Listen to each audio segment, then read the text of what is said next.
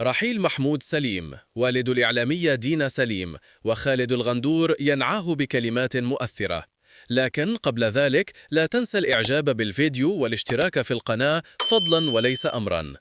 يبدأ الخبر من منشور مؤثر كتبه الإعلامي الرياضي خالد الغندور عبر صفحاته الرسمية معلنا وفاة المهندس محمود سليم والد زوجته الإعلامية دينا سليم.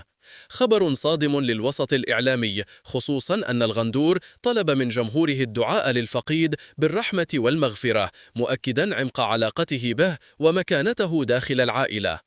الراحل محمود سليم كان معروفا في محيطه المهني كمهندس يتمتع بالهدوء والالتزام، ترك بصمة طيبة في كل مكان عمل فيه، وعلى الرغم من ابتعاده عن الأضواء بقي اسمه حاضرا من خلال أسرته المحبوبة، وعلى رأسها ابنته الإعلامية دينا سليم التي عرفها الجمهور عبر برامجها الإذاعية في أون سبورت اف ام، حيث قدمت محتوى إذاعيا متنوعا ولاقت تقديرا كبيرا.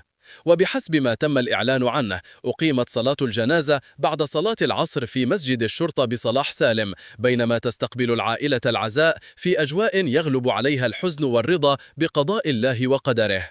وحتى اللحظة لم تكشف تفاصيل إضافية حول ظروف الوفاة، واكتفت الأسرة بطلب الدعاء إلى الفقيد. نسأل الله أن يرحمه رحمة واسعة، وأن يجعل قبره روضة من رياض الجنة، وأن يلهم أسرته الصبر والسلوان.